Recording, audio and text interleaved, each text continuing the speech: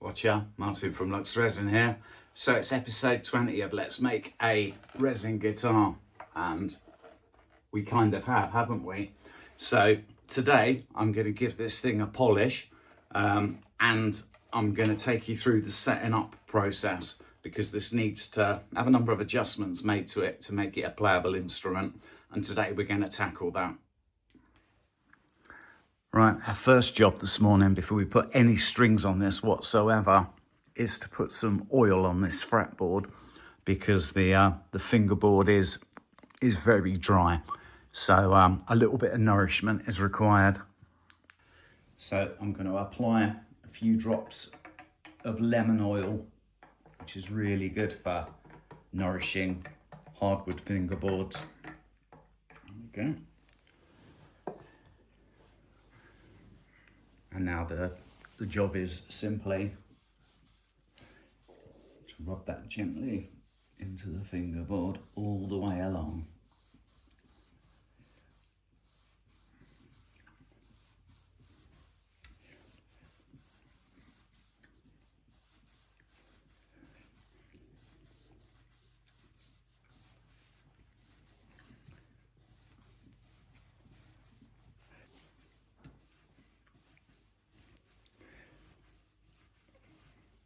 You can see the effect it's having, darkening the wood, bringing more of the grain and the structure out.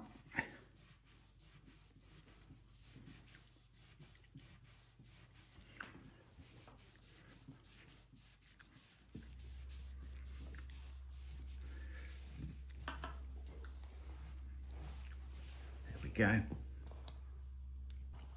Now the neck is fitted with a locking nut. So we have to remove the string locks before we can string up.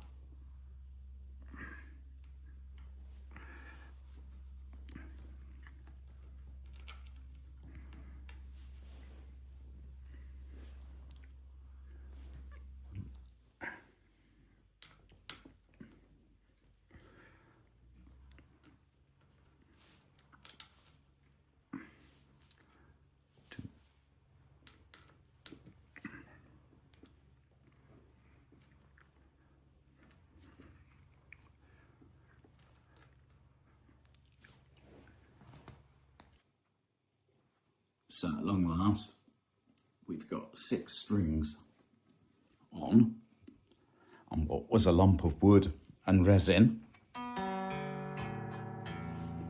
has become an instrument, albeit out of tune.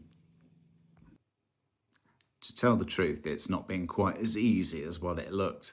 I got the strings on, I plugged it in to see if any noise come out. Nothing. Took all the electronics apart again, and I found out that the leads had come off from the jack plug, which meant I had to get the soldering iron out again and resolder the jack plug. I don't know who originally soldered this instrument, but boy, their soldering skills are worse than mine, and that really is saying something. Anyway, we're now up to speed, so let's get cracking setting this thing up. Being the muppet that I am, I've only gone and just adjusted the relief on the neck without filming it. So let me explain what I did. The neck of the guitar here has a rod in the inside of the neck. It's called the truss rod. It's a piece of metal. And that stops the wood in the neck from flexing under the tension of the strings. Now sometimes you'll get a slight bow on your neck like that, meaning that there's a low point here, which isn't particularly good for playing. And sometimes it's the other way around. So the strings here are very, very high and it's hard to play any notes at all. So you need to adjust the truss rod very, very carefully to make sure that the strings run pretty much in parallel with the fingerboard and that there's not too much bow one way or another. And I'm pretty happy with the way that that's looking at the moment. So that's the neck relief done, and that's the first part of what we need to do when we're setting the guitar up to play it. So with my neck relief just about right, the next thing I need to do is adjust the height of the bridge. The bridge is this baby here, It sits on springs that go up and down. You can see I can move it up and down, which alters the pitch. And that is held in place here and here by two screws, and those screws are controlled by hex key. If I screw them in, it pulls the strings down. If I screw them up, it pulls the strings away from the fingerboard here.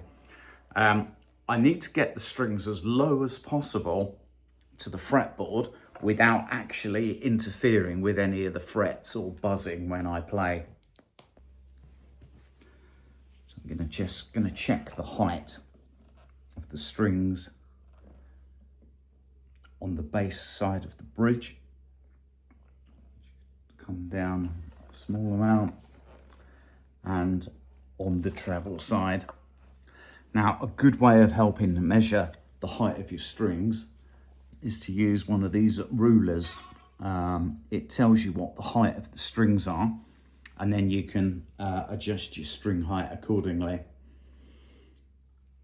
So in general, I aim to have the bass string, this bad boy here, anywhere between 1.5, 1.75 millimeters, maybe 2 millimeters if it's buzzing a bit, if the relief has not been set correctly.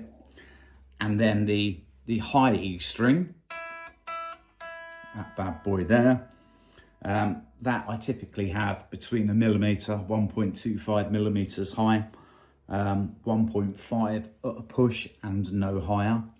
So I'm going to measure those strings and see where we are with everything. I reckon the bass string is a little bit too high. So I'm going to pop the Allen key into the bridge nut, give it half a turn, measure again, and then adjust again as necessary. Right, now we'll just play a few chords to make sure that we haven't got any nasty buzzing noises coming from anywhere.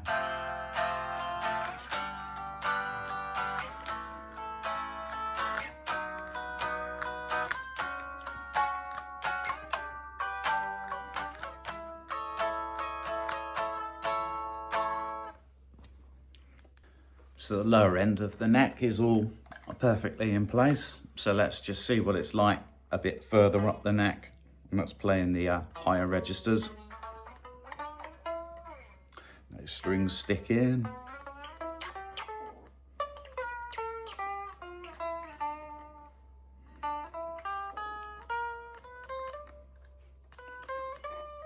And let's just check for the strings bend without choking. Sounds all right.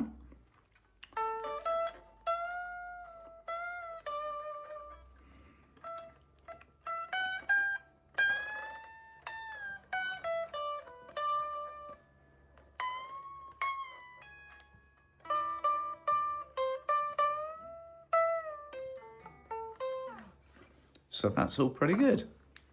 Now we have to measure the height of the pickups from the strings. So from the top of the neck pickup here to the bottom of the strings, and we need to look both sides. Ideally, I want it to be 2 millimeters from my high string and 2.5 millimeters from my bass string. So I'm getting measuring again. So this neck pickup needs to come up a shade on both sides.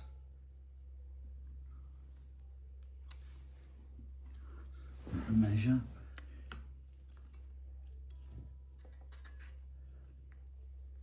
I'm pretty happy with that.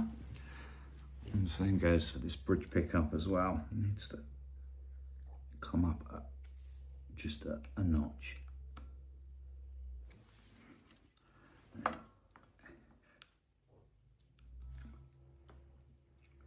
Happy with that. Now I'm happy with the action, i.e. the height of the strings and the neck. The next thing I need to change is the intonation. Intonation is the ability for the instrument to stay into tune the higher up the neck you go playing notes. And that's determined by the length of the string from the nut here, where it's clamped, to the bridge where it's also clamped.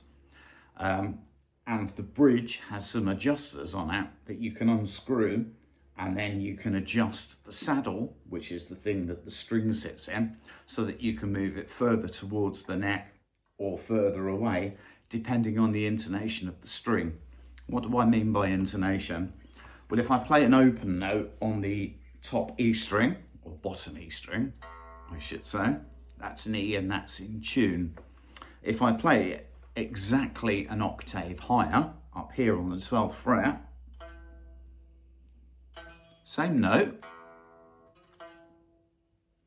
but when I look at my tuning device, it's telling me when I play this E that it's just slightly sharp, and that means I need to adjust the length of the string so that when I play the note, it's in tune open, and then when I play an E further up, it's in tune, or even if I play an E up here, it's in tune, and when I play the E up here, it's even sharper, so I need to adjust the length of this string. As my string was sharp, it means I need to move this saddle block here backwards to make the length of the string longer and therefore reduce its frequency. So I need to put my Allen key in here, loosen off the saddle, and then loosen off the clamp here that's holding it down. And then we can move this back slightly. It's worth noting, if you're doing this yourself, always loosen the skin off before you start adjusting the saddle, because if there are any burrs or anything on the saddle, the moment that you start adjusting your string, it's going to be snapping and jumping out all over the place. And when you've done that for the low E string, move on to the A string, play an A open, play an A at the 12th fret. If you've got 24 frets like me, play an A at the 24th fret, so that you're playing an A across 2 whole octaves. If it's sharp, screw down, release the saddle and move the string back slightly, put it back on, retune it, try again. Rinse and repeat until you get a perfect note that's tuned and a perfect note played at the 12th and 24th fret. Do that for the E string, the A string, the D string, the G string, the B string and the E string. And when you're done, you can say you've set the intonation over your guitar properly. If you look at these saddles and see that they all look odd and slightly different directions, that's perfectly natural. There is nothing to worry about. So all the adjusting, all the setup is done. We now just need to play a few chords and make sure that this baby's in tune.